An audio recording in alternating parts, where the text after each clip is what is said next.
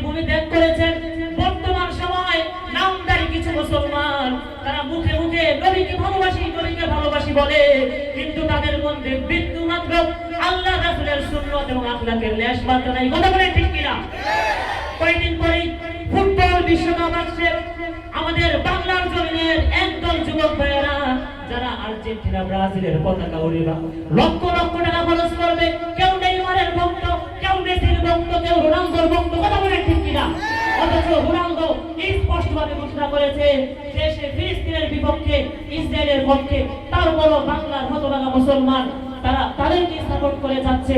বড় আফসোসের বিষয় হয়, অথচ আল্লাহ পাক রব্বুল আলামিন কত চমৎকার ভাবে বলেছেন, লাকাদ কানা লাকুম ফি রাসূলিল্লাহি উসওয়াতুন হাসানাহ, তোমাদের মধ্যে আল্লাহর রাসূলের মধ্যে রয়েছে সর্বোত্তম আদর্শ। যেই মহামানব ইসলাম প্রচার করতে গিয়ে নিজের মাতৃভূমি ত্যাগ করেছেন, যেই মহামানব ইসলামের জন্য অনেক নির্যাতন অত্যাচার সহ্য করেছেন, শুধু তাই নয়, নবুয়তের ৭ম বছর মুহররম মাসের সূচনা লগ্নে চতুর্দিক দিয়ে যখন ইসলামের জয় জয়কার, মানুষ হিজরত করে করে আল্লাহর রাসূলের কাছে এসে হাতে হাতে হাত রেখে তারা ইসলাম গ্রহণ করছে। মক্কার কুরাইশরা, মুশরিকরা কোনোভাবে ইসলামকে আটকাতে পারছে না। মুহাম্মদুর রাসূলুল্লাহ সাল্লাল্লাহু আলাইহি ওয়াসাল্লামকে কোনোভাবেই তারা বাধা প্রদান করতে পারছে না। চতুর্দিকে দলে দলে মানুষ ইসলাম গ্রহণ করছে। ওই মুশরিক, ওই হায়ানরা তারা চুক্তি করলো বনু হাশিম, বনু মুত্তালিবের সাথে কোনো প্রকার লেনদেন, বিবাহ শাদী সবকিছু নিষিদ্ধ করা হবে। তারা এই মর্মে নবুয়তের ৭ম বছর মুহররম মাসের শুরু দিয়ে এই মর্মে একটি চুক্তিনামা লিখে তারা কাবা শরীফের দেয়ালের মধ্যে টানিয়ে দেয়। আবু তালেব যখন এই সংবাদ শুনতে পান, ওনার গোত্রের সকলকে নিয়ে সে আবু তালেবের পাহাড়ি সংকীর্ণ একটা জায়গায় গিয়ে অবস্থান করেন। ৩ বছর পর্যন্ত মুসলমানরা সেখানে বড় নির্যাতন এবং লাঞ্ছনার সাথে জীবন যাপন করেন। কোন প্রকার খাবার সরবরাহ নিষিদ্ধ ছিল। চতুর্দিকে ক্ষুধার তাড়নায় বাচ্চারা ছটফট ছটফট করছে। ক্ষুধার তাড়নায় সাহাবায়ে কেরামরা বহু কষ্ট পেয়েছেন। শুধু তাই নয়, নবীজির বিখ্যাত সাহাবী হযরত সাদ ইবনে আবি ওয়াক্কাস রাদিয়াল্লাহু তাআলা আনহু বর্ণনা করেন, আমি একবার এক রাতে ক্ষুধার যন্ত্রণায় বাইরে বের হলাম খাবারের খোঁজে। হঠাৎ আমার পায়ের মধ্যে ভিজা কি যেন লাগলো, আমি সেটা উঠিয়ে খেয়ে ফেললাম। আমি সাদ আজ পর্যন্ত জানি না ওদিন সেটা কি খেয়েছিলাম। সিরাতের কিতাবের মধ্যে পাওয়া যায় সাহাবায়ে কেরামরা খাবারের অভাবে গাছের পাতা পর্যন্ত খেয়েছেন, গাছের মূল পর্যন্ত খেয়েছেন।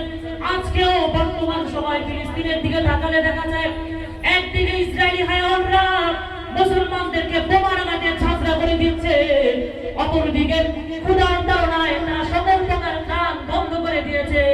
শিশুরা, বাচ্চারা, মহিলারা ক্ষুধার তাড়নায় ছটফট করতে করতে মারা যাচ্ছে, কিন্তু ওদের অন্তরের মধ্যে বিন্দু মাত্র দয়া হয় না। নবুয়তের ১০ম বছর যে ঘটনা বলতেছিলাম, নবুয়তের ১০ম বছর তারা যে চুক্তিনামা কাবার দেয়ালের মধ্যে লাগিয়েছিল সেটাকে উই পোকা খেয়ে ফেলেছে। নবুয়তের ১০ম বছর সেটা ছিঁড়ে তছনছ হয়ে গিয়েছে। নবুয়তের ১০ম বছর বনু হাশিম, বনু মুত্তালিব সেখান থেকে মুক্তি পান। কিন্তু বড় আফসোসের বিষয় হয়, আল্লাহর রাসূল সাহাবায়ে কেরাম ইসলামের জন্য এত কষ্ট করেছেন, নিজের মাতৃভূমি ত্যাগ করেছেন। বর্তমান সময় নামদারি কিছু মুসলমান তারা মুখে মুখে নবীকে ভালোবাসি বলে, কিন্তু তাদের মধ্যে বিন্দু মাত্র আল্লাহ রাসূলের সুন্নাত এবং আখলাকের লেশ মাত্র নাই। কথা বলেন ঠিক কিনা? কয়েকদিন পরেই ফুটবল বিশ্বকাপ আসছে। আমাদের বাংলার জমিনের একদল যুবক ভাইয়েরা যারা আর্জেন্টিনা ব্রাজিলের পতাকা উড়িয়ে লক্ষ লক্ষ টাকা খরচ করবে, কেউ নেইমারের ভক্ত, কেউ মেসির ভক্ত, কেউ রোনালদোর ভক্ত। কথা বলেন ঠিক কিনা? অথচ রোনালদো স্পষ্টভাবে ঘোষণা করেছে যে সে ফিলিস্তিনের বিপক্ষে, ইসরায়েলের পক্ষে। তারপরও বাংলার হতভাগা মুসলমান তারা তাদেরকে সাপোর্ট করে যাচ্ছে।